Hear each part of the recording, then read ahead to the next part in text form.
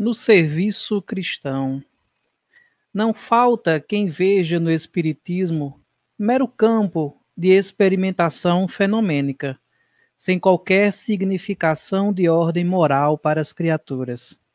Muitos aprendizes da consoladora doutrina, desse modo, limitam-se às investigações de laboratório ou se limitam a discussões filosóficas. É imperioso reconhecer, todavia, que há tantas categorias de homens desencarnados quantas são as dos encarnados. Entidades discutidoras, levianas, rebeldes e inconstantes transitam em toda parte. Além disso, incógnitas e problemas surgem para os habitantes dos dois planos. Em vista de semelhantes razões, os adeptos do progresso efetivo do mundo, distanciados da vida física, pugnam pelo espiritismo com Jesus, convertendo-nos o intercâmbio em fator de espiritualidade santificante. Acreditamos que não se deve atacar outro círculo de vida, quando não nos encontramos interessados em melhorar a personalidade naquele em que respiramos. Não vale pesquisar recursos que não nos dignifiquem. Eis porque, para nós outros, que supomos trazer o coração acordado para a responsabilidade de viver, Espiritismo não expressa simples convicção de imortalidade.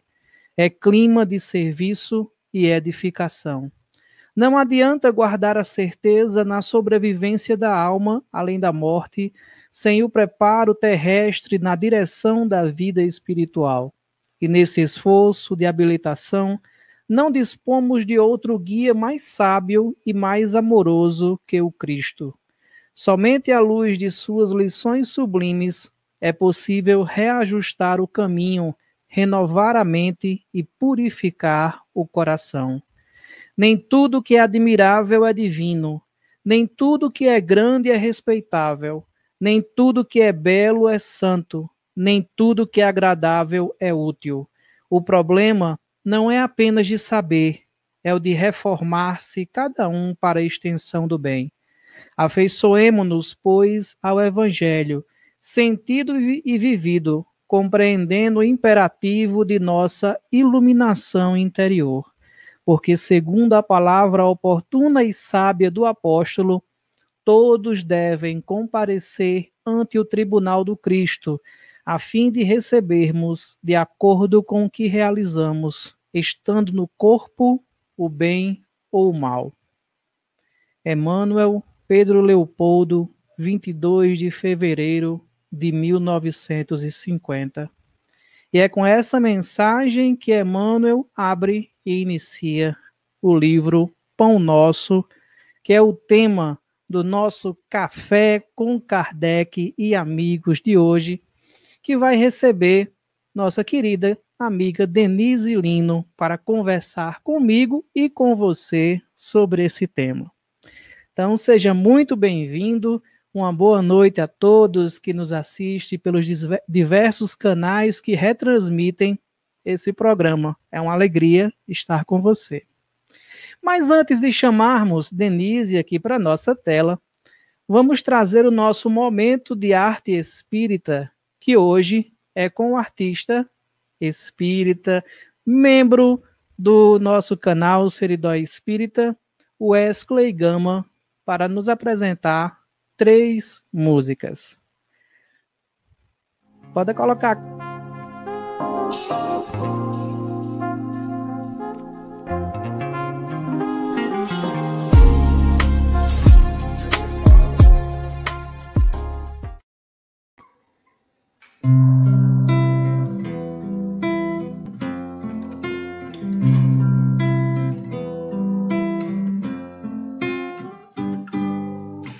Como é bom saber que o bem não se perde nunca. Como é bom sentir que ao amor a gente deve tudo. Como é bom sofrer acreditando no amor sempre. Como é bom amar, nos cativar e reparar na frente. Já chove lá fora, E as sementes acordam, amanhã vai ser um novo dia.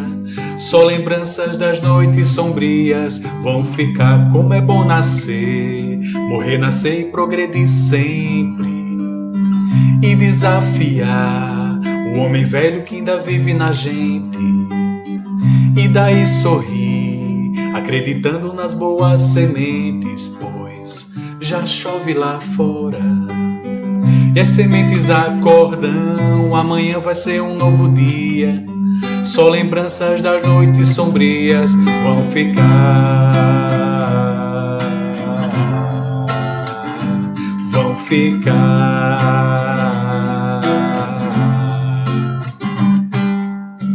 Como é bom saber que o bem não se perde nunca. Como é bom sentir que ao amor a gente deve tudo. Como é bom sofrer, acreditando no amor sempre. Como é bom amar, nos cativar e reparar na frente, pois já chove lá fora. E as sementes acordam, amanhã vai ser um novo dia.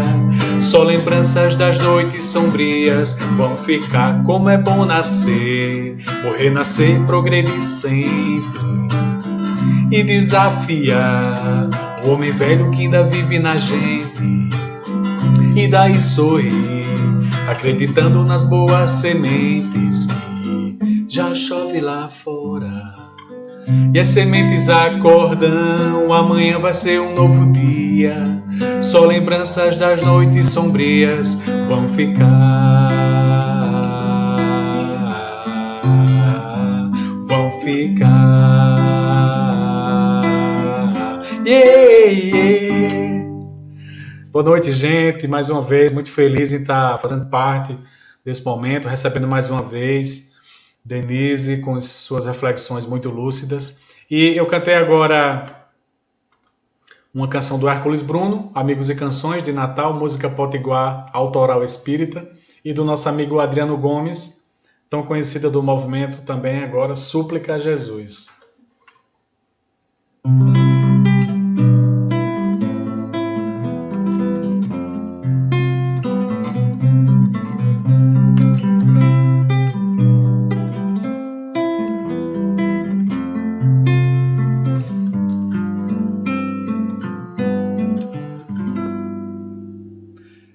Jesus, no silêncio da prece, teus irmãos a ti pedem paz, para aliviar um pouco as aflições.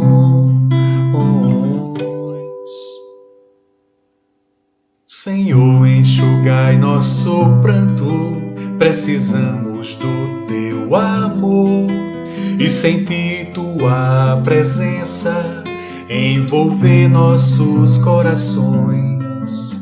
Por isso vem, Jesus.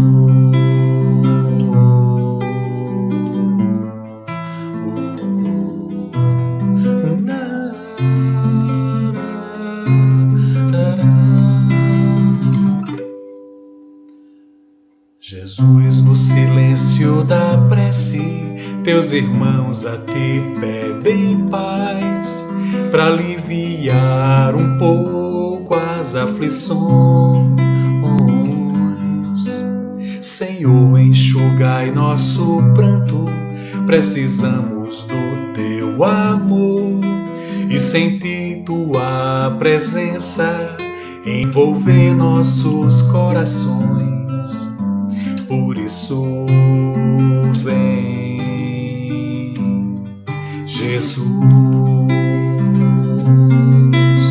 e ao teu encontro queremos te seguir e afastar o mal da terra e acabar de vez com a guerra e caminharmos juntos rumo à luz.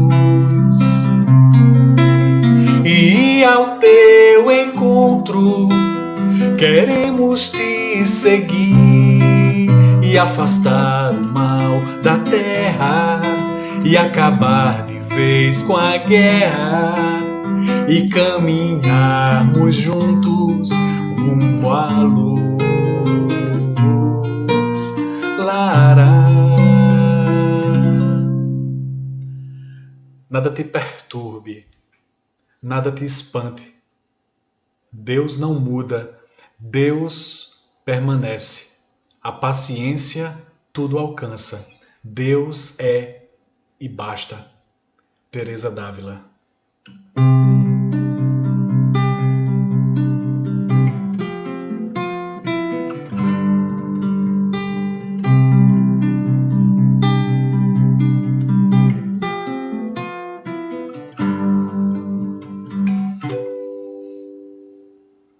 Tua voz chega forte e clara, toca meu ser, aquece, ilumina todo meu viver. Acordo, abro os olhos, as violetas estão em flor.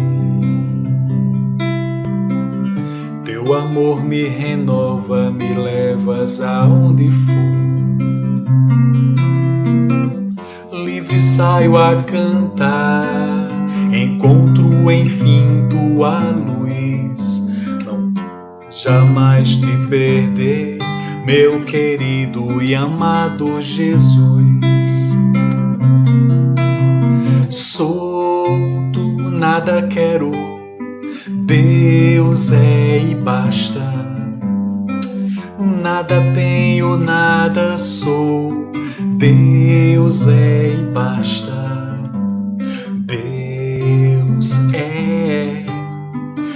Deus é e basta.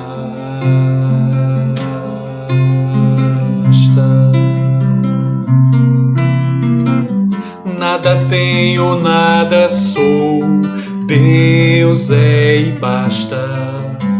Deus é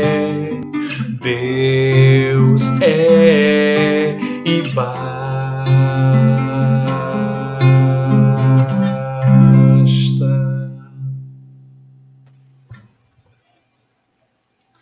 Valeu, Alisson. Bem, amigo Wesley, parabéns pela apresentação. Belíssimas músicas e interpretações. Obrigado. Vamos chamar agora aqui para a nossa tela a nossa querida amiga Denise Lino, que faz parte como membro da Sociedade Espírita Joana de Ângeles, o SEJA, em Campina Grande, na Paraíba. E Denise é professora de pós-graduação em Linguagem e Ensino da UFCG e expositora, trabalhadora do movimento espírita de forma nacional, atendendo a todos aqueles que chamam e convidam para os vários eventos espíritas espalhados pelo país, levando a mensagem consoladora do Cristo.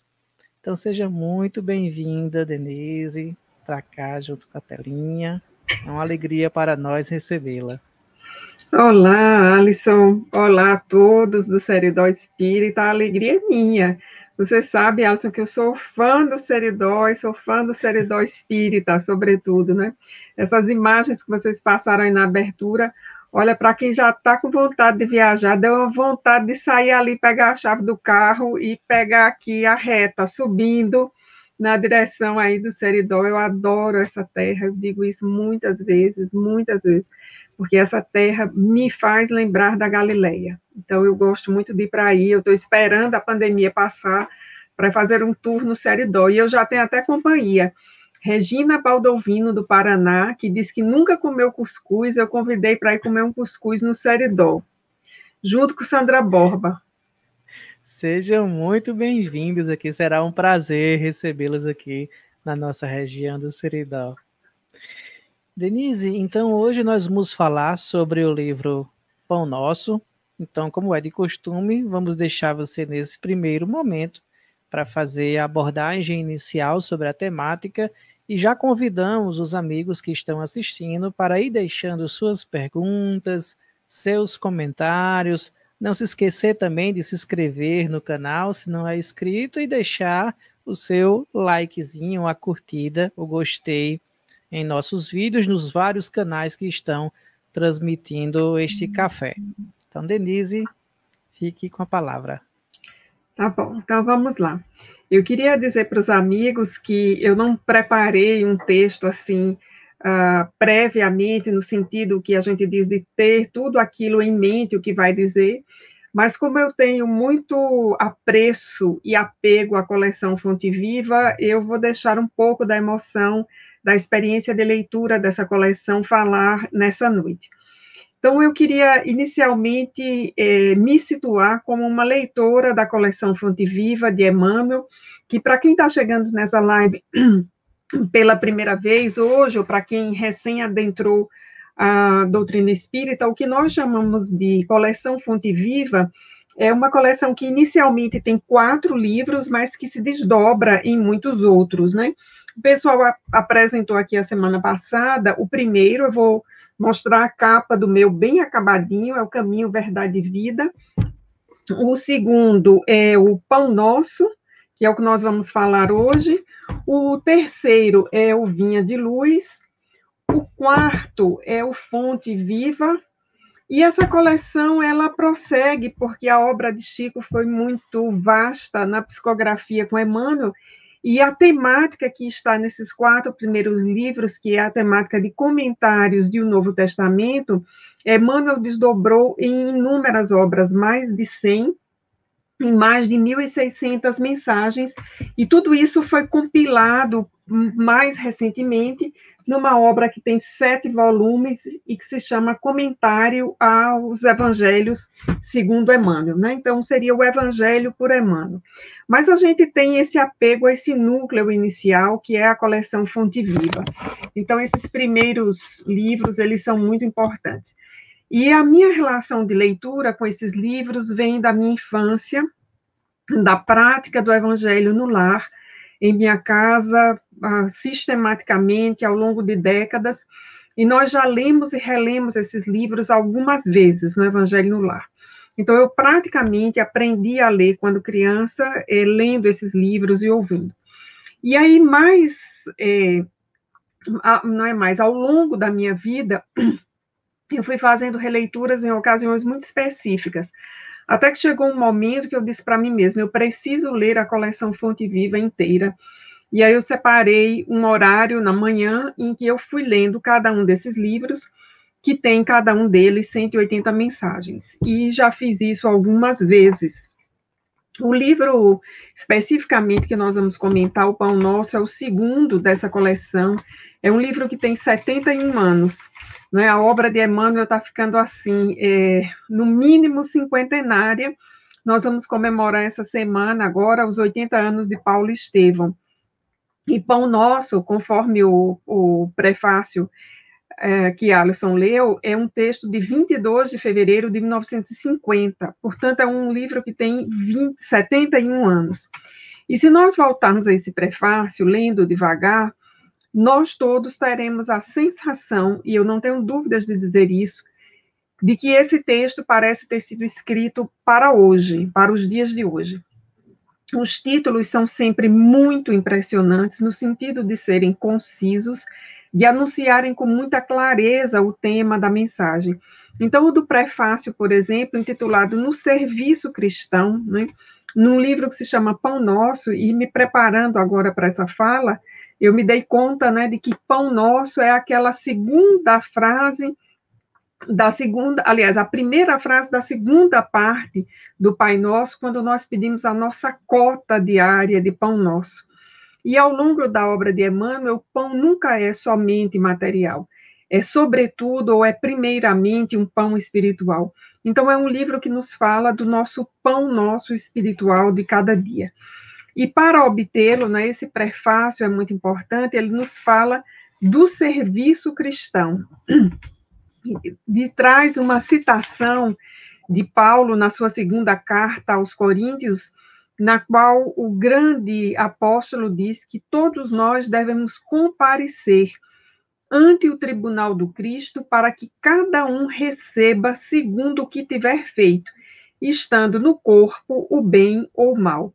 Vejamos como essa epígrafe de Paulo se correlaciona com o título do livro, Pão Nosso, porque lá na oração do Pai Nosso, que está no Evangelho de Mateus, no capítulo 6, quando Jesus, atendendo a um pedido, nos ensina a orar, ele nos diz exatamente que é o pão nosso de cada dia, ou seja, é a nossa cota diária da sustentação física e a sustentação espiritual.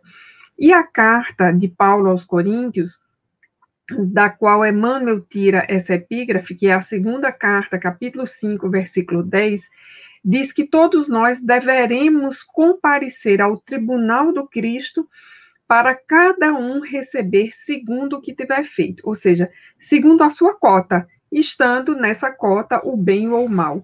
Ou seja, o que evoca também aquela sentença de Jesus a cada um segundo as suas obras. Dizendo isso, eu estou aqui apontando uma das características dessa coleção Fonte Viva e, de modo geral, dos textos de Emmanuel que comentam o Evangelho, que é sempre essa retomada, essa inter-relação muito clara com as sentenças de Jesus. Então, nós estamos diante de um autor que conhece muito bem o Novo Testamento. E nós compreendemos isso, por exemplo, quando nós lemos o livro Deus Conosco, que é um livro extraordinário, que tem um conjunto de recados psicografados por Chico Xavier no Evangelho no Lar da família Joviana. Então, no prefácio daquele livro, aliás, na apresentação do livro, estão narradas 10 existências de Emmanuel, cujas evidências foram coletadas ao longo de toda a psicografia de Chico Xavier. E nessas 10 existências, afora aquela que ele foi Publio Lentulus, conforme narrado no livro Há 2000 anos, nas demais, em todas elas, ou seja, em 9 delas, ele foi uma personagem, digamos assim, ligada ao Evangelho, à mensagem de Jesus, ou seja, ele foi alguém ligado a essa mensagem. Então, quando esse autor espiritual vem escrever para nós, a partir da psicografia de Chico Xavier, nós estamos diante de um autor sábio, de alguém que ao longo de 10 existências esteve escrevendo, meditando, pensando sobre esses textos. De modo que aqui nós não temos um texto improvisado, mas um texto de um autor maduro. E prova disso também é lá no livro Testemunhos de Chico Xavier, por Sueli Caldas Schubert, na qual, numa das cartas de Chico Xavier a Vantuil de Freitas, então presidente da Federação Espírita Brasileira, diz que Emmanuel, mesmo diante de toda essa sabedoria de que ele é portador, se apresentava apenas como um pregador de cartazes do reino. Então, nós estamos diante de um autor sábio e humilde.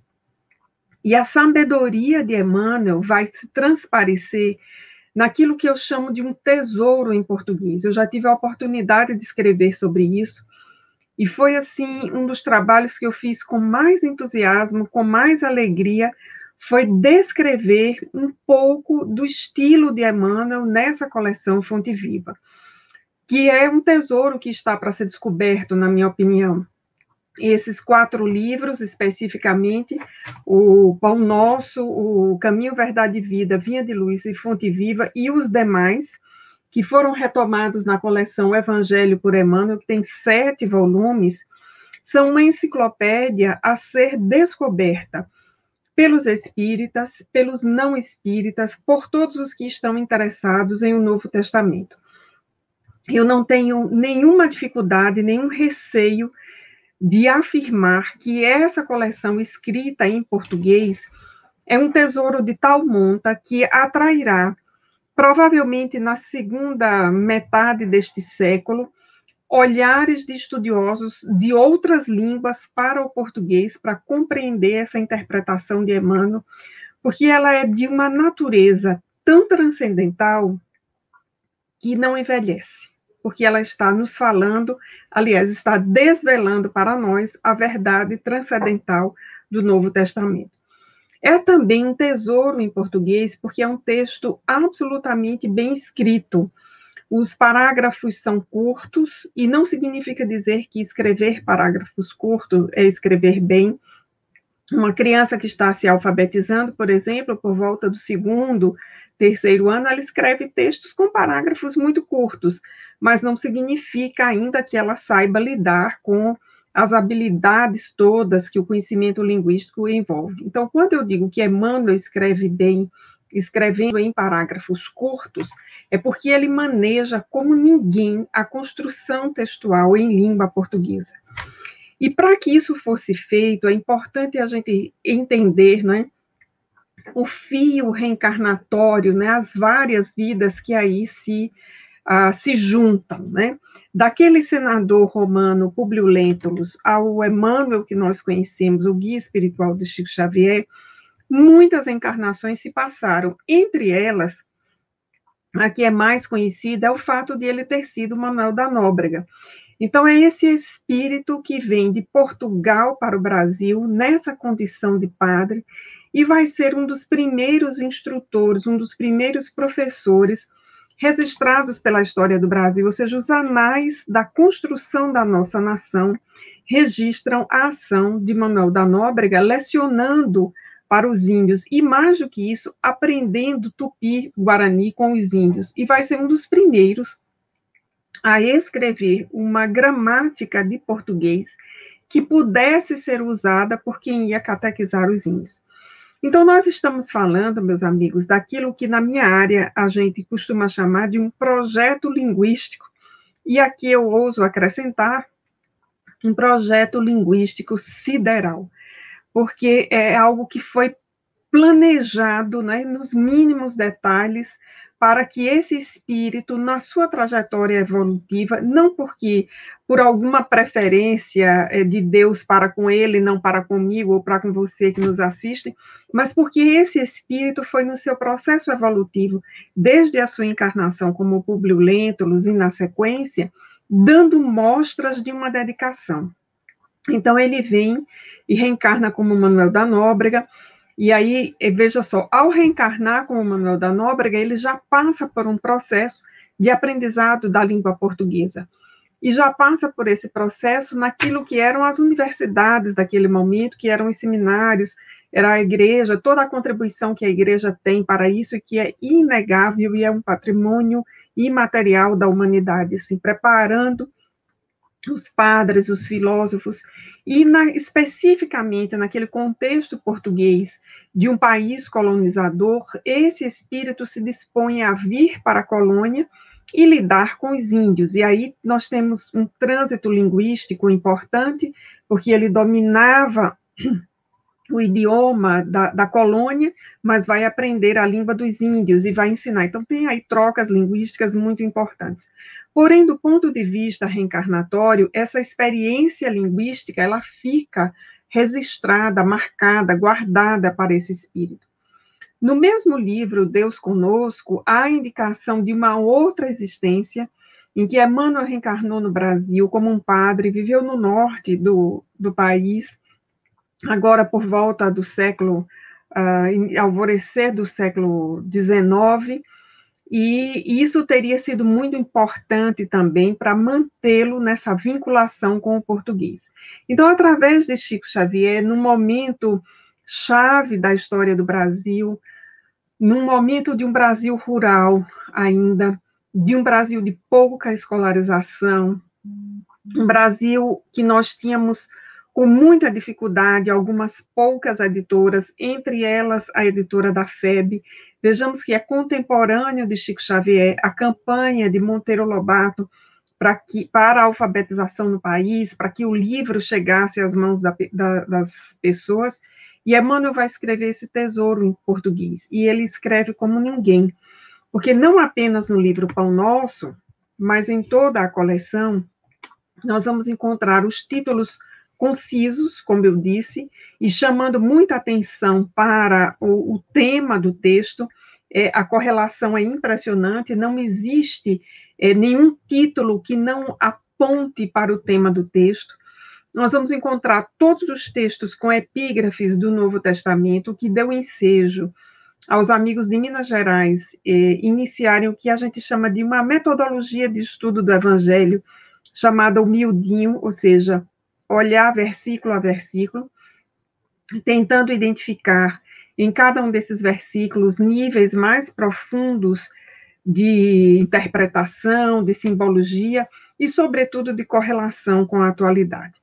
Vamos encontrar textos relativamente curtos, escritos com parágrafos curtos, uma preferência pela ordem direta em português, o que facilita muito o entendimento do texto, porque quando o período é invertido, isso fica mais complexo de ser processado, embora todos nós consigamos processar isso inconscientemente, mas na atividade de leitura, que é uma atividade complexa, a ordem direta, começando por sujeito, verbo e complemento, isso facilita muito o processo de leitura. Depois, Emmanuel tem aquilo que eu chamo no texto de um processo cirúrgico para o uso dos adjetivos e dos advérbios. Eu faço muitos testes de leitura, agora nem tanto, porque já estou convencida, mas eu fiz durante muito tempo, em que eu pegava esses textos de Emmanuel e eu cobria o adjetivo no período para ver se dava certo, e não dava. E um uso preciso de adjetivos é algo que todo escritor valoriza, porque o adjetivo demais pode estragar um texto, e de menos pode comprometer a carga expressiva do autor. Então, saber dosar nos adjetivos é uma habilidade linguística de maturidade e que aponta aí para um bom escritor. E isso nós vemos em Emmanuel.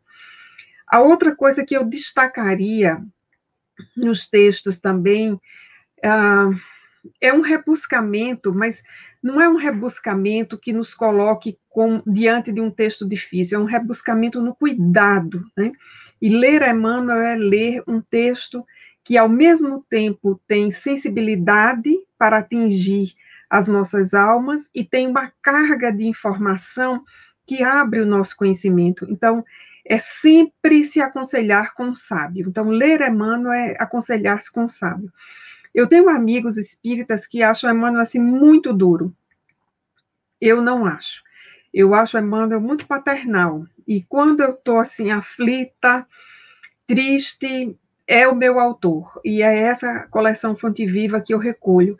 Eu não consigo achar esse tom. Talvez Emmanuel tenha um tom muito sério, mas para mim não passa essa coisa muito forte que algumas pessoas acham e que dizem assim, se eu estiver triste, eu não leio Emmanuel. Não é o meu caso. Se eu estiver triste, com alguma aflição, é esse o autor que eu procuro e é essa coleção que eu volto a ler, porque é a coleção que me acalma, que traz essa coisa da sensibilidade, mas ao mesmo tempo da informação que abre a minha mente.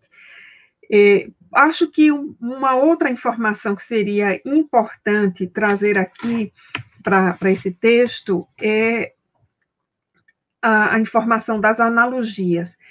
O texto de Emmanuel é um texto muito didático, muito pedagógico, então tem muita exemplificação. Ele sempre desdobra e faz paráfrases e traz exemplos. A natureza é uma fonte de comparação muito importante, muito recorrente nos textos de Emmanuel. Por exemplo, acabei de abrir aqui o capítulo 3 de Pão Nosso, e o título é O Arado. E aí exatamente toda a correlação com a natureza, com a atividade agrícola. Isso é muito importante também do ponto de vista histórico, porque situa muito bem essa obra psicografada por Chico Xavier no período de um Brasil rural.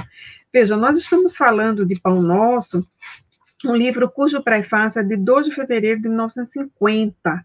Então, assim, o Brasil não tinha vivido aquela revolução cultural que foi a década de 60.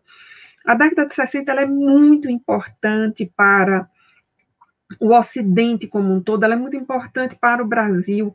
Quando a gente estuda em ciências humanas, sobretudo em sociologia, nas sociais aplicadas também, em psicologia, em linguística, quando a gente estuda a década de 60, a gente vê que foi a década da virada.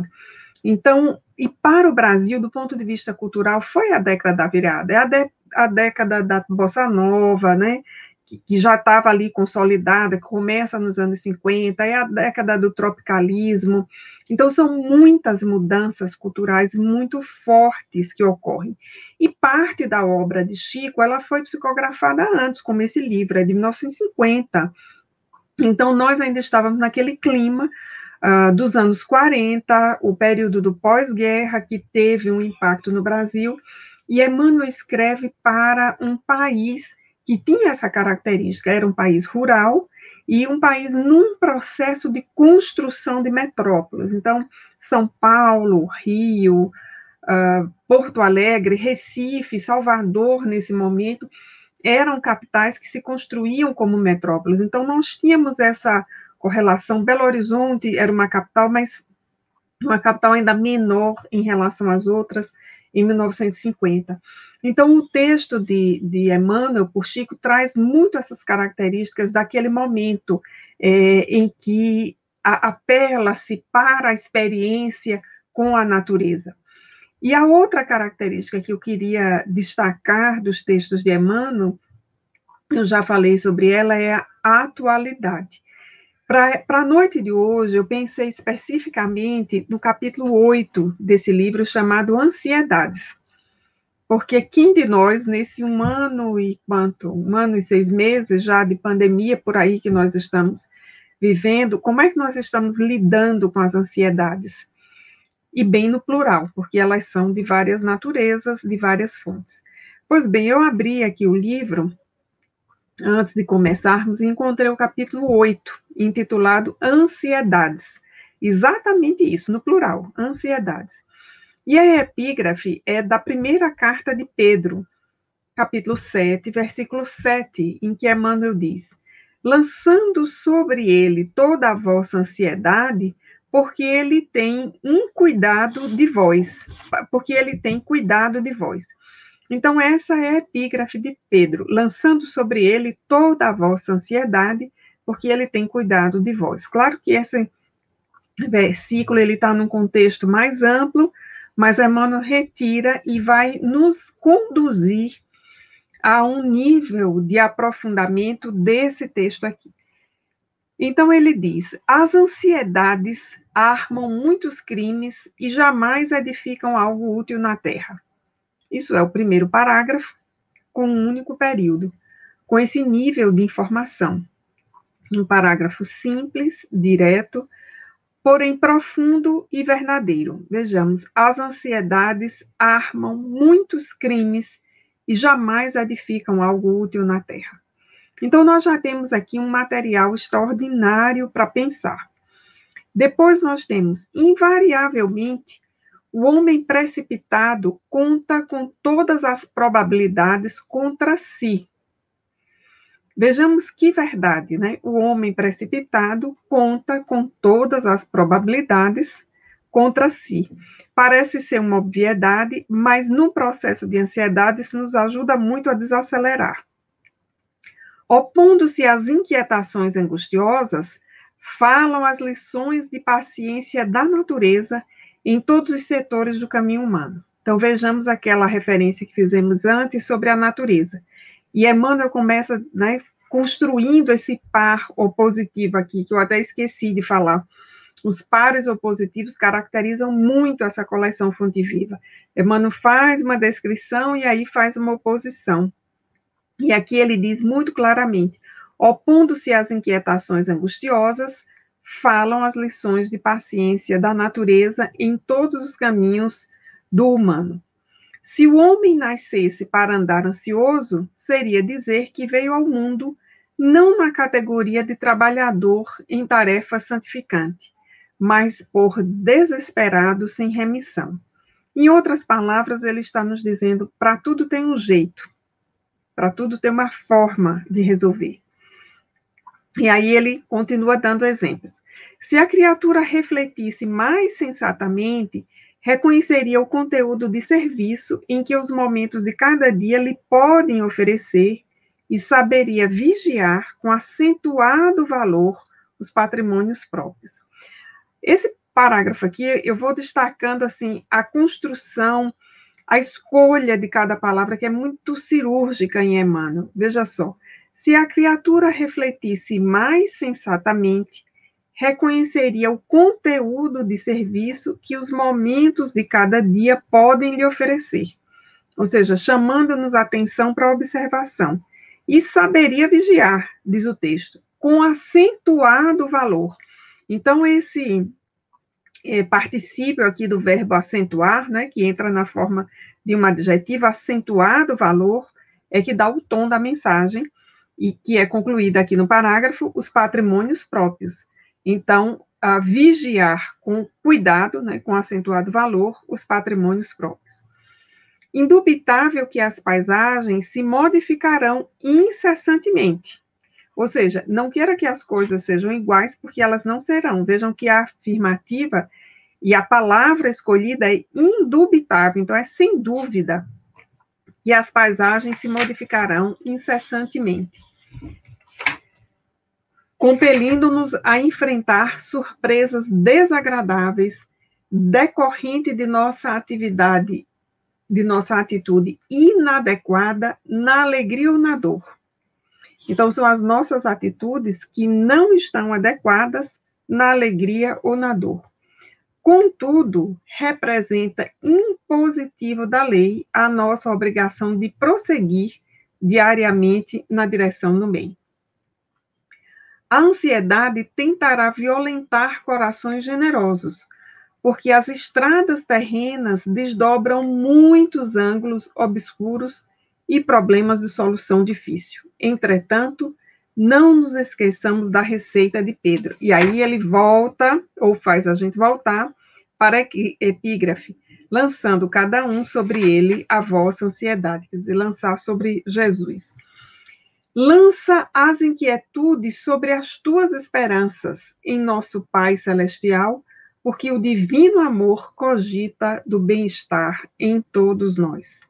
Ou seja, as ansiedades são por nossa conta, porque o Pai Celestial, com seu divino amor, cogita do bem-estar em todos nós. E o que eu adoro é essa precisão no uso das palavras, né, as chamadas escolhas lexicais em Emmanuel.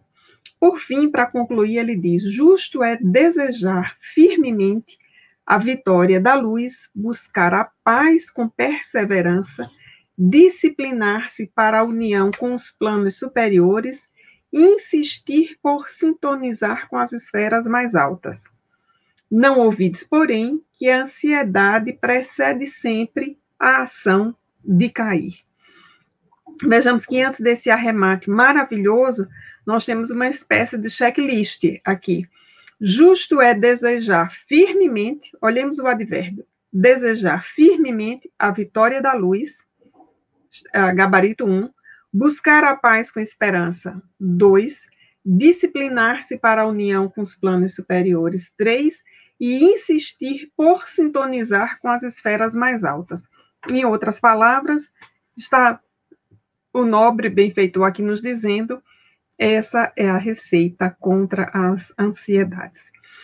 Então, esses textos de Emmanuel, para mim, são textos que, às vezes, não cabem muitos comentários, cabem releituras, assim, releituras mais desaceleradas, com uma entonação, respeitando a pontuação, porque em Emmanuel não tem texto difícil. Se não entendeu, é porque não leu direito. Essa é a minha recomendação, volte e leia. Muitas vezes no Evangelho no Lar, eu chego a dizer, não há o que comentar, é reler. Reler e reler 2, 3 vezes ou mais, se necessário for. Então era isso, amigos, eram essas observações iniciais que eu listei aqui para comentar. Vamos ver que perguntas temos que nos façam desdobrar o nosso raciocínio inicial. Denise, sempre muito gostoso lhe ouvir falar sobre o Evangelho, sobre os estudos. Nós já fizemos juntos aqui, em outra oportunidade, um outro café com Kardec e amigos, no qual você estava com Suênia, né? Tratando sobre o tema metodologias de estudo na casa espírita. E eu já deixo o convite para os nossos amigos que estão nos assistindo a procurar esse café que ele encontra-se na playlist, que está aqui na descrição do vídeo, entre todos os nossos cafés, e que trata muito bem também sobre as metodologias que você pode utilizar para realizar o estudo na casa espírita.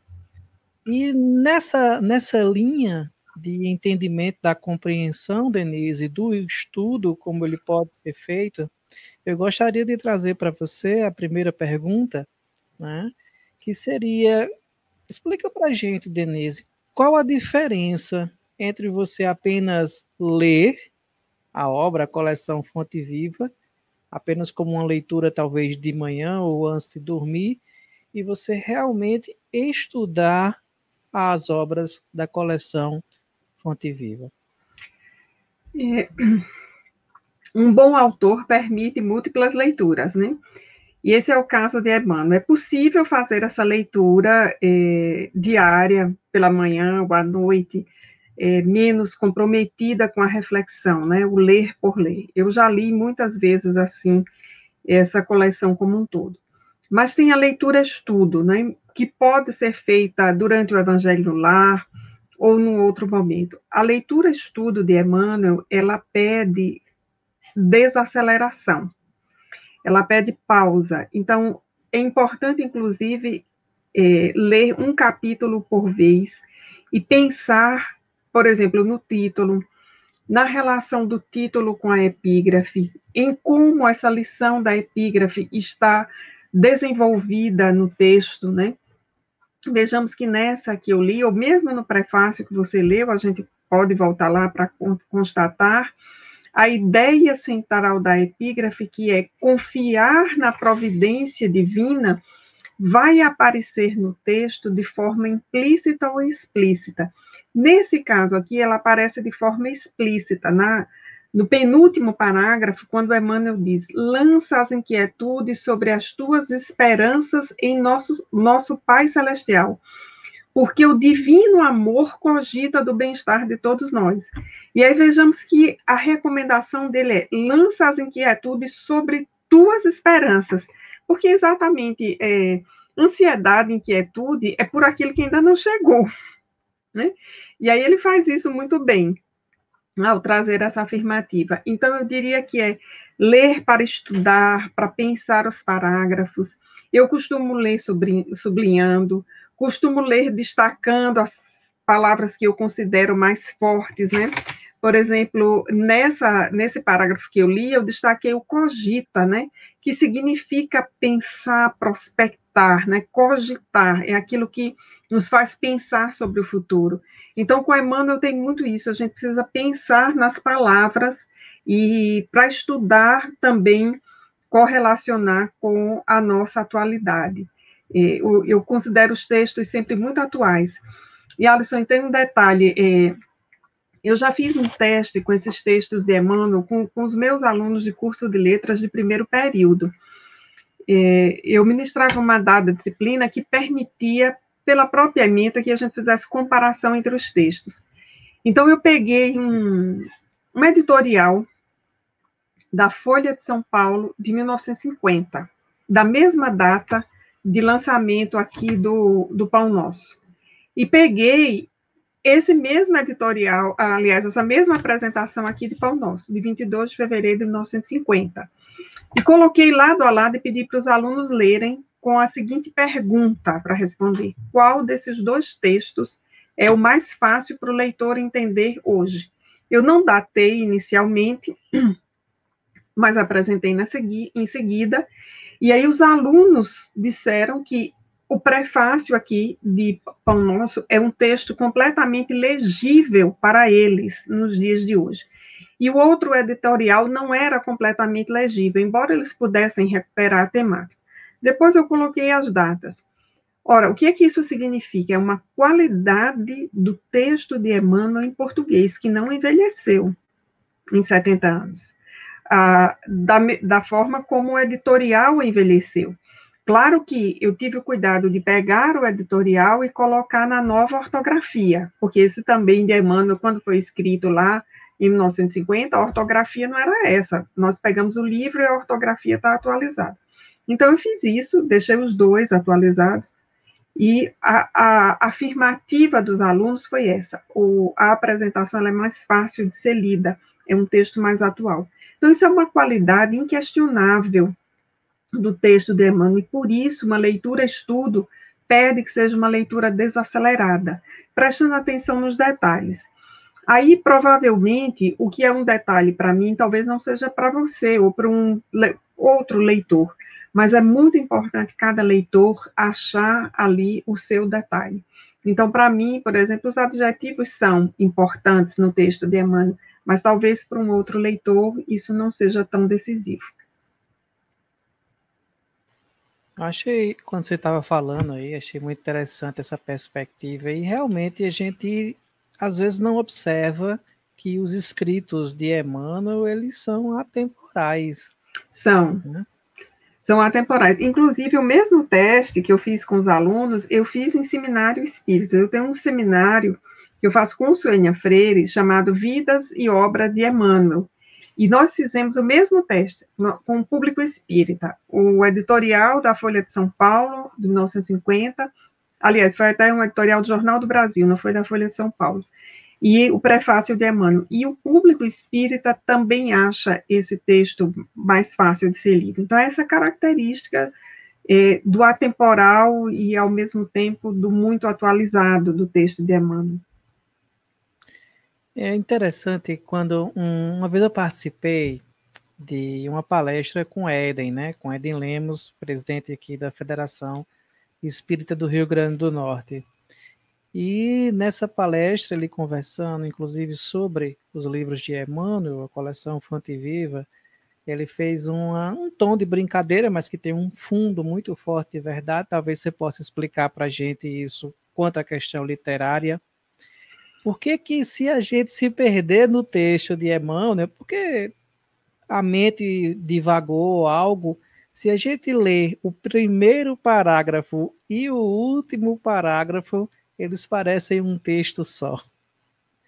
E aí a gente começou a fazer isso, que Éden chamou a atenção, todos os textos, se você pega o primeiro parágrafo e junta a leitura com o último parágrafo, os dois parágrafos, eles têm um sentido completo. Mas não joga o recheio fora não, viu? Que o recheio claro que a parte mais preciosa desse sanduíche. Na verdade, essa é uma característica de textos dissertativos. O primeiro e o último parágrafo, eles devem formar uma unidade temática. Então, é aquilo que o professor de redação vai dizer, você abra o texto anunciando sobre o que você vai falar, mas criando expectativa no leitor. E no parágrafo de conclusão, você retome o que você queria falar na tentativa de ampliar as expectativas do leitor, ou de surpreendê-lo. Usa-se muito a expressão surpreender o leitor. Então, assim, Emmanuel é um mestre nisso. Né? Ele abre o primeiro parágrafo, criando expectativas que nós jamais tínhamos pensado, e ele conclui nos surpreendendo sempre. Né? Eu abri aqui o capítulo 3, o arado, e o primeiro parágrafo é: aqui vemos Jesus utilizar na edificação do reino divino um dos mais belos símbolos. Ele está dizendo isso a propósito da epígrafe, né? E Jesus lhes disse: ninguém lança a mão no arado e olha para trás e é apto para o reino de Deus. Aí Emmanuel começa: aqui vemos Jesus utilizar na edificação do reino divino um dos mais belos símbolos. Ou seja, o arado, aquilo que a gente não dá a menor importância, Emmanuel coloca no máximo, né? E conclui dizendo: um arado promete serviço, disciplina, aflição e cansaço.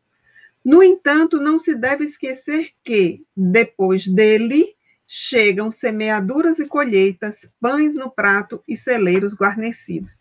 Então, eu diria que ele nos surpreende no primeiro e no último. E o recheio eu não quero nem ler agora, porque, assim, né, podemos até ler, eu não quero nem ler, estou aqui brincando, mas, assim, são textos.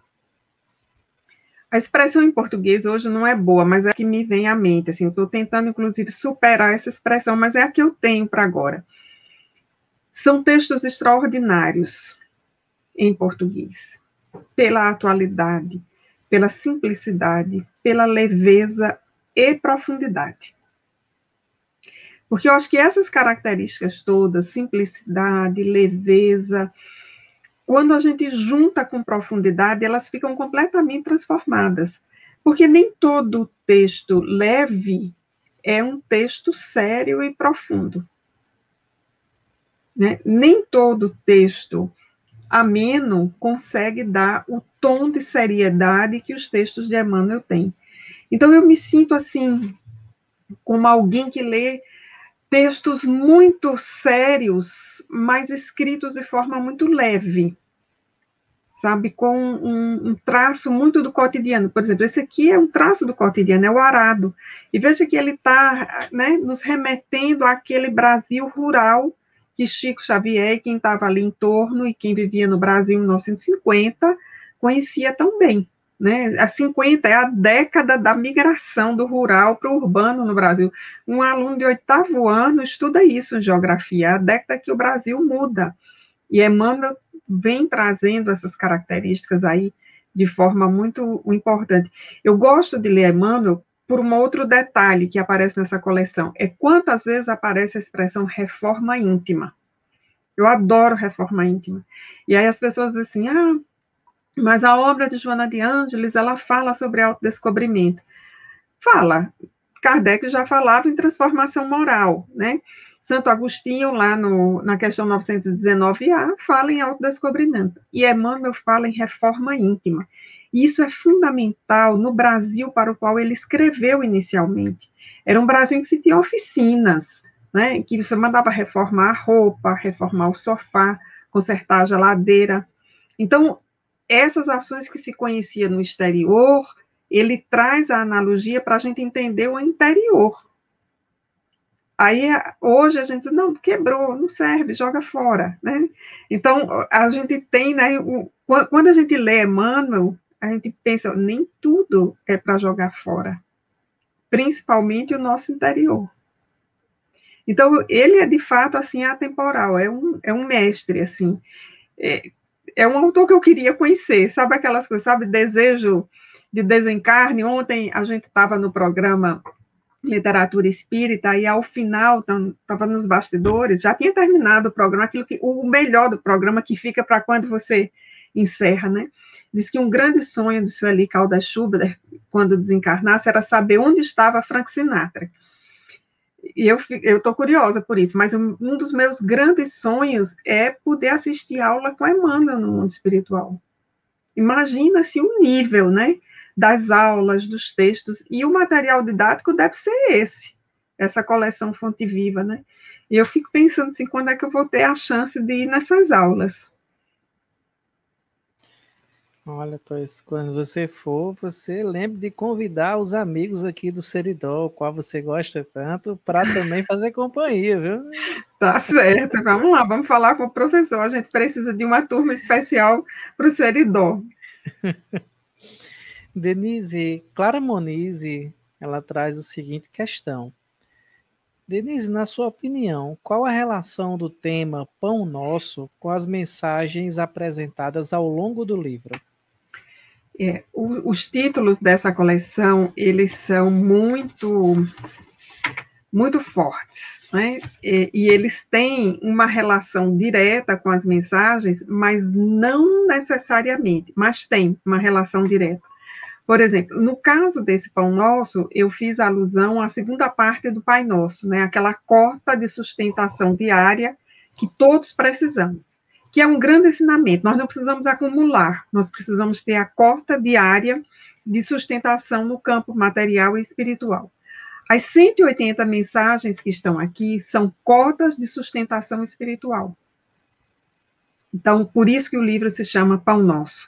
Por que que o último se chama Fonte Viva? Quando a gente olha para as 180 mensagens que estão lá, elas nos falam de uma fonte inesgotável de saber. Então, por isso que o livro se chama Pão Nosso, né? O primeiro, Caminho, Verdade, Vida, que é um livro extraordinário, aquele prefácio, era um prefácio para a gente estudar em grupo de estudo espírita, né? Quando Emmanuel diz que a mensagem de Jesus não tem uma única interpretação, e que as várias interpretações formam um colar de pérolas, né? É uma metáfora, assim, muito linda mesmo. Nós precisamos estudar isso. Então, são mensagens que nos falam, né, das possibilidades do caminho, verdade e vida. Então, eu diria para a Monize que os títulos tanto abarcam as mensagens como extrapolam, né, como nos falam de sentidos bem mais amplos do que as 180 mensagens que estão aqui. Denise, eu queria lhe fazer uma pergunta, não sei se você, se não souber a resposta também não tem problema, porque eu fiquei realmente me perguntando, porque na coleção da FEB, né, são 5 livros, a coleção Fonte Viva na FEB, que tem o Ceifa de Luz. Mas, inclusive, no próprio Pão Nosso, quando termina o sumário, tem a afirmação, né, que no fim da obra Fonte Viva o leitor encontrará um índice completo de todos os versículos estudados na luminosa série abaixo. Caminho, Verdade e Vida, Pão Nosso, Vinho de Luz e Fonte Viva. E aqui não fala de Ceifa de Luz. Eu não tinha percebido, quando você falou dos 4 livros, aí eu fiquei me perguntando e vim olhar aqui, será que eu coloquei um livro a mais? Não, é porque o Ceifa de Luz, ele é da década de 70, o prefácio é de 29 de agosto de 72. Se você olhar para esses 4 primeiros, eles de fato compõem uma coleção e eles foram psicografados quase na sequência. O Caminho, Verdade e Vida é de 48, é 2 de setembro de 48, o Pão Nosso 21 de fevereiro de 1950, ou seja, não tinha dado nem 2 anos da impressão do anterior, né? O Caminho, Verdade e Vida, aliás, o Vinha de Luz, que é o terceiro, o primeiro é Caminho, Verdade e Vida. Se eu troquei, vocês ajustem aí. O primeiro é Caminho, Verdade e Vida, que é de 2 de setembro de 48. O segundo é Pão Nosso, que é 21 de fevereiro de 50. O terceiro é Vinha de Luz, é de 25 de novembro de 51, portanto, um ano depois, né? E o quarto é Fonte Viva, e eu vou te dizer a data e uma justificativa, é de 11 de fevereiro de 56, é o mais espaçado, certo? Tem 2 razões para isso. Uma primeira razão é que esses 4 livros, de fato, eles compõem uma coleção e eles atendem ao que Emmanuel diz na introdução de Caminho, Verdade e Vida, quando ele diz o seguinte,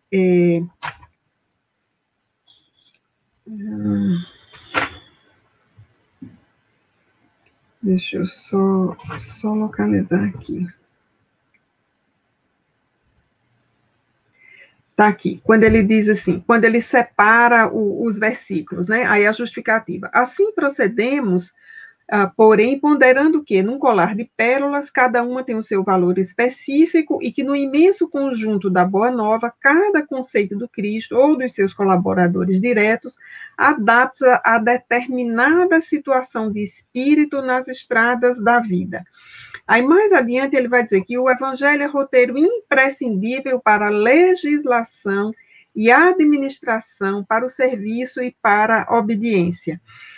Por que Emmanuel faz essa advertência? Porque ali em torno da década de 50, dá-se também a virada nos estudos teológicos do Novo Testamento. Novos paradigmas de interpretação surgem. A gente chama virada porque o termo em ciências urbanas para mudança de paradigma é virada mesmo. Então, houve uma virada, uma mudança de estudos. Muitos estudos de interpretação do Evangelho, eles começam a ser feitos, publicados a partir de 1950, é um verdadeiro boom. Então, essa coleção, ela se antecipa, digamos assim, com essa publicação de 48 e a de 50, ao que viria depois, ou seja, Emmanuel está apresentando uma defesa prévia da interpretação espírita. Essa interpretação, ela é fundamental porque é uma interpretação calcada na ideia de reencarnação, imortalidade da alma, comunicabilidade dos espíritos, a justiça divina como soberanamente justa e boa, Jesus como supremo governador da terra, ou seja, é uma interpretação calcada nos princípios espíritas. Essa é a primeira justificativa para que a coleção tenha 4 livros. E também porque, na sequência, Chico começou a distribuir, como era de seu feitio, da sua inclinação, outros livros que têm esse mesmo perfil com outras editoras. Por exemplo, eu estou aqui com o Livro da Esperança, que é da mesma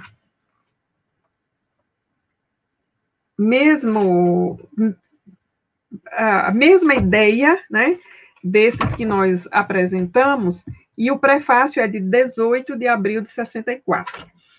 Tem também o livro Segue-me, eu estou com ele aqui, e Palavras de Vida Eterna. Deixa eu só checar aqui os prefácios para eu concluir esse raciocínio. Palavras de Vida Eterna, que é um que eu adoro também, adoro Palavras de Vida Eterna, ele é de 14 de setembro de 64. Veja, Livro da Esperança era de 18 de abril de 64. E a editora de Livro da Esperança é a editora Comunhão Espírita Cristã, para a qual Chico doou muitos livros com os seus direitos autorais.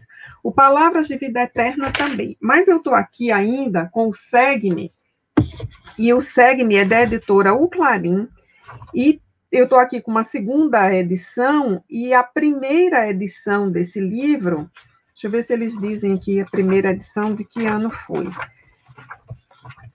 É uma edição bem...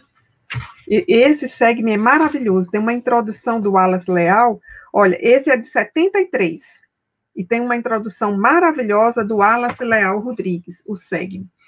Então, o Chico doou muitos dos livros, muitos para várias editoras, não apenas para a editora da FEB. Então, a FEB publica inicialmente esses 4, que dão nome à coleção. O Ceifa de Luz vem depois, em 72, e aí acabou que a coleção ficou com 5, a coleção da FEB, e por isso o trabalho extraordinário dessa coleção é esse material, é o Evangelho por Emmanuel, que é o trabalho do Saulo Ribeiro, com uma grande equipe, que fez aquilo que muitos de nós queríamos ter feito, né? Eu lembro que quando esse livro saiu, eu disse, olha, ele fez o que eu queria fazer. Eu lembro que eu comentava isso com o Assis, o esposo de Sandra. Eu fui algumas vezes na casa de Sandra para pegar a cola com Assis, porque Assis tinha mais de um Novo Testamento com anotações. Então, Mateus 5:25, aí tinha um código do lado, olhar Pão Nosso, capítulo tal, Caminho, Verdade e Vida. Então, tinha que pegar a cola com Assis, né? Outras pessoas tinham outras montagens. Por exemplo, eu lembro de uma vez ter dito para o meu irmão, lembro claramente disso, sentados na mesa da cozinha, numa segunda-feira depois do Evangelho. Falei, olha, o problema é que o meu plano foi meio assim, retardado, né? Mas eu disse assim para o meu irmão, olha, quando eu me aposentar, eu vou fazer um trabalho para a FEB e não quero nem que apareça meu nome. Olha como foi retardado o plano. Eu vou pegar esses 5 livros de Emmanuel e vou botar na ordem, de Mateus até João. Olha como era lezinha, como a gente diz aqui na Paraíba. Porque Emmanuel comenta de Mateus ao Apocalipse. Tem um ou outro versículo do Apocalipse, comenta todas as cartas universais. Então, Saulo e a equipe fizeram o que a gente queria ter feito.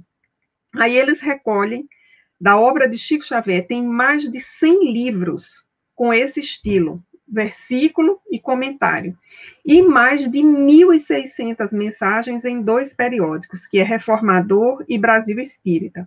E aí, praticamente, de Mateus 1 até o último versículo do Apocalipse, Emmanuel comentou todos. Só para te dar uma ideia, aquele do amai aos inimigos, que está lá em Mateus, acho que não vou dizer agora qual é o versículo, mas enfim, está em Mateus, o amai os vossos inimigos, Emmanuel escreveu 44 mensagens sobre aquele versículo. E a coleção recupera 44 mensagens. E por que é que eu sei que são 44 mensagens? Porque eu li 38, e não deu tempo ler as outras 6. E por que é que não deu tempo ler as outras 6? Porque eu estava escalada para um congresso espírita na Bahia, e André Luiz Peixinho tinha 12 expositores, e eu era uma desses 12 expositores. Não sei por que era 12, mas eram 12. E aí ele mandou uma sentença do Evangelho para cada um de nós. Aliás, ele mandou 12 sentenças do Evangelho e disse que cada um de nós deveria escolher uma sentença para expor no Congresso, né? Ele fez essa gentileza. Eu, me achando uma expositora experiente, né, uma pessoa sem ansiedades, recebi isso numa sexta-feira, falei, não, hoje eu não vou escolher, hoje eu tenho mediúnica, final de semana eu vou para a Seja, eu vou meditar sobre isso, segunda-feira eu acordo 5 da manhã e respondo. E assim fiz, achando que eu era a pessoa, né, serena do processo. Porque o final de semana, pensando nas sentenças, que eu já sabia qual era a que eu queria. Eu queria aquela, a quem mais tem, mais será dado. E quando eu, na segunda-feira, acordei às 5 da manhã, fui responder o e-mail, os meus 11 colegas, todos tinham respondido e todos tinham escolhido a sentença. A única que sobrou foi: amai os vossos inimigos. E aí eu tive que estudar, né? E aí eu fui buscar, e tem 44, só deu tempo eu ler 38 para fazer a exposição, mas isso revela um autor extraordinário, um autor que é capaz de escrever 44 vezes sobre o mesmo tema, sem se repetir. No mínimo, a gente tem que reconhecer que esse autor tem o que dizer, né? Sem se plagiar, para usar uma expressão bem da academia, sem se plagiar. Então, é um autor que precisa ser conhecido, precisa ser lido e respeitado, porque nesse tema ele escreveu 44 vezes, e há outros em que ele escreve mais de uma vez sobre o mesmo tema. Então, o Saulo e a equipe fizeram esse trabalho extraordinário, o Evangelho por Emmanuel, que reúne essa coleção Fonte Viva. Emmanuel, ele é extraordinário. E sempre interessante chamar a atenção quando a gente tem muitas pessoas que assistem aos nossos programas, né? Que se dizem assim, admiradores do Espiritismo. E eu achei interessante num grupo de Facebook essa semana, uma pessoa que comentou assim: eu adoro as mensagens de Chico, mas não acredito em reencarnação. Ela colocou assim. E aí a gente vê, mas olha só, se a realidade da vida espiritual não fosse realidade, a gente teria que atribuir toda essa magnitude do trabalho de Chico a Chico. A Chico no sentido de conhecimento literário, de conhecimento que vai muito além do que alguém que não teve um estudo avançado, e mesmo para quem tem um estudo avançado, ainda é uma magnitude que foge da compreensão. Então isso é mais do que uma prova real do que se fala. Olha, não existe um autor na história da literatura que tenha em vida produzido de sua própria lavra nem metade do que Chico Xavier psicografou numa vida inteira. Então, assim, esse é um fator já para a gente pensar, assim, não é possível, né? Mesmo, vamos pegar aqui Einstein, né, o grande ícone do século XX. Comparativamente, né, ao que a gente produz hoje na academia, disse, né, que Einstein produziu relativamente pouco, embora o que ele escreveu tenha um impacto extraordinário até hoje em termos de ciência. Pega um escritor como Shakespeare, né, um escritor voraz, não vai dar essa quantidade. E aí Shakespeare escrevia um gênero, teatro. Então, uma coisa é você dominar um gênero. Outra coisa é você escrever mais de 500 livros em gêneros diferentes. Né? Se é poesia, os gêneros, as formas de compor são diferentes. Se são livros de reflexão, os gêneros é um gênero diferente, as reflexões são diferentes. Se são esses de interpretação do Evangelho, isso é um outro gênero. E cada um desses livros da coleção Fonte Viva tem 180 mensagens, exceto o Vinha de Luz, ou o Ceifa de Luz, que é o menorzinho deles, né? É o caçula. Ele tem 65 mensagens, mas os outros todos tem 180. Então, é um trabalho, assim, extraordinário, né? É transcendental, não dá para medir com os instrumentos de aferição que nós temos na ciência que validamos. Né? Não pode ser validado por essa ciência que nós estudamos. O Wesley colocou uma pergunta bem interessante sobre a questão de uma sugestão para o estudo. Ele coloca da seguinte forma: Denise, em muitas casas espíritas, esses livros da Fonte Viva são utilizados como leitura preparatória, como exórdio. Mas essas leituras merecem reflexões mais profundas. Qual sugestão de estudo você daria? E aí eu complemento aqui, Denise, com a ideia. Às vezes a gente tem muitos livros, né, que nós estudamos, criamos grupos para estudar a obra da série psicológica de Joana de Ângeles, a série de André Luiz. E aí, será que não caberia também um estudo aprofundado? Um estudo aprofundado de Emmanuel, né? Eu acredito que cabe. Eu acho que nós temos aí duas funções, Alisson e Wesley. Uma função é ler esses textos como leitura preparatória. E aí a minha sugestão é que seja uma leitura oral expressiva, que a pessoa que vai ler, ela leia sem pressa, que ela consiga fazer as entonações, não é corretas, adequadas, né? Entonação, não existe entonação correta, existe entonação que é adequada. Então, aquele cuidado que a gente tem. E outra coisa, ao ler esses textos de Emmanuel, nessa função, que é de preparação para a reunião, isso exige um cuidado, exige, no mínimo, de quem vai ler, desacelerar, se é possível desacelerar em 5 minutos, mas exige um pouco mais, né? Desacelerar um pouco mais. Assim, eu acho que tocar, segurar esses livros, né? Aguardar a intuição. E aí você pode tanto abrir a esmo, quanto ir na sequência, sabe? Emmanuel, nas duas formas, ele é extraordinário.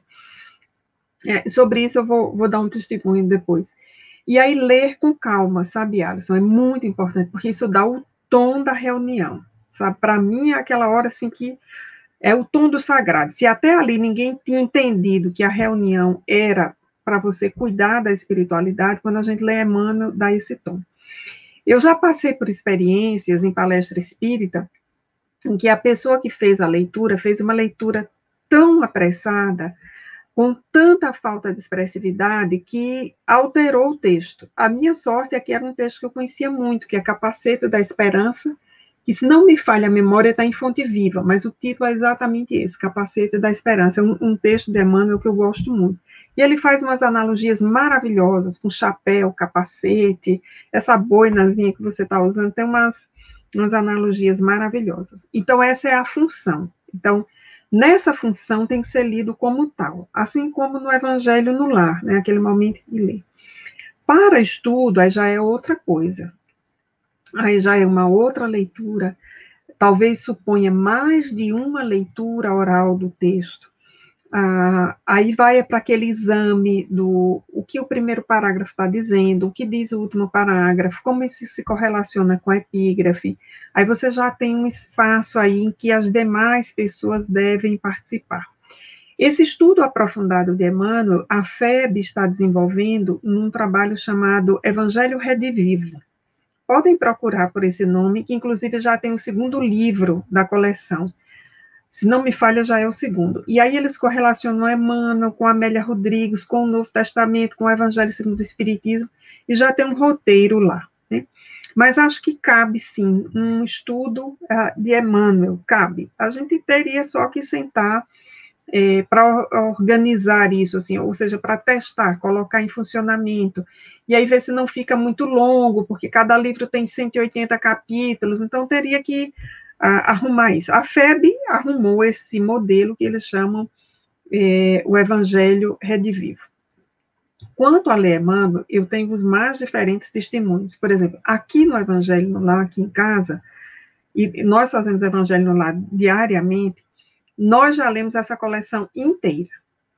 Assim, da primeira à última mensagem, assim como já lemos outros livros de Joana de Ângeles, já lemos a codificação várias vezes. E Também já fizemos o Evangelho no Lar abrindo a esmo.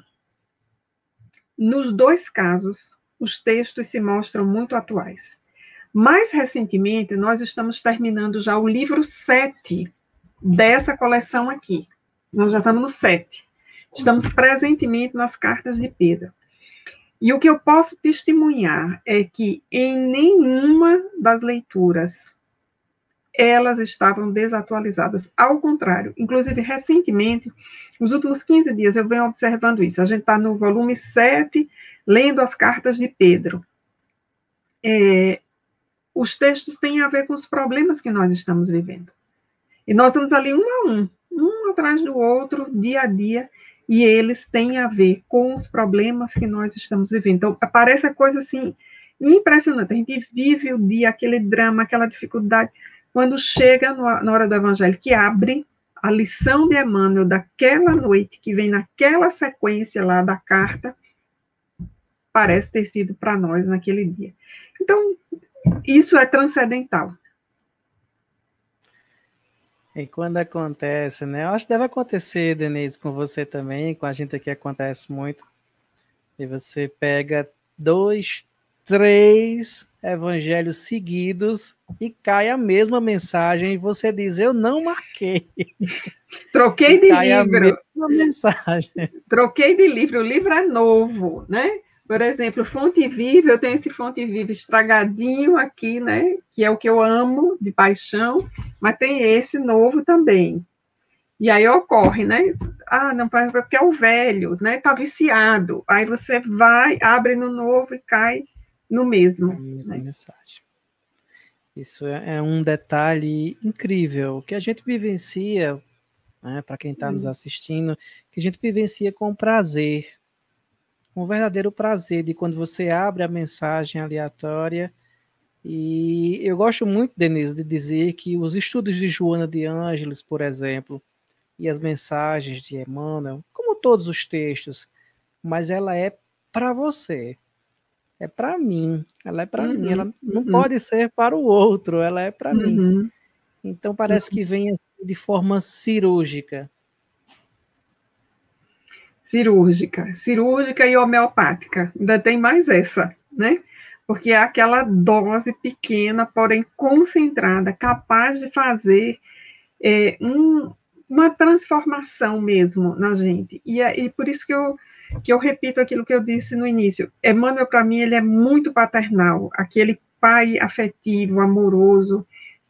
Eu gosto de ler, assim, e confessando aqui publicamente uma coisa que só alguns amigos dizem, aliás, uma coisa que eu disse só a alguns amigos, por exemplo, eu acho o texto de Joana infinitamente mais sério, mais duro, mais contundente. E às vezes eu digo, não, Joana, hoje não dá para eu te encarar. Hoje tem que ser só Emmanuel. Eu acho. E parece estranho, né? Para alguém que estuda tanto a obra de Joana de Ângeles, eu acho Joana infinitamente mais contundente do que Emmanuel. Eu acho Emmanuel muito mais doce, muito mais sereno. Eu consigo agasalhar minhas dores, assim, mais em Emmanuel, sabe? Em Joana é aquela coisa mais dura, assim, tá na minha cara. É evidente que fui eu que, né, fiz besteira. E Emmanuel, para mim, ele consegue assim, me acalmar, me acalentar. Eu já tenho um amigo que diz que é o contrário, sabe? Eu tenho um amigo espírita, ele diz, não, quando a coisa está difícil, eu vou lá em Joana, é ela que me acalma. Então, cada um de nós tem as suas sintonias para a hora da dor. Sintonias, identificações, né? A gente se enxerga no outro. Verdade. Encontrando. Denise, foi um prazer imenso conversar com você aqui nesse café sobre esse tema do Pão Nosso, sobre a coleção Fonte Viva. Aprendi bastante com você. Eu sempre digo aqui ao pessoal que a questão do Seridó Espírita, para nós que somos membros do Seridó Espírita, foi muito bom, porque a gente estuda Espiritismo todos os dias aprendendo com vocês. Você falou no início, assim, um autor que eu quero me encontrar no plano espiritual, que foi com Emmanuel. E a gente aqui um pouquinho mais distante, né, que não tinha um conhecimento tão intenso dentro do movimento espírita, A gente, com o Seridó Espírita, conheceu muitos autores, expositores como você e colegas que a gente só via em congressos.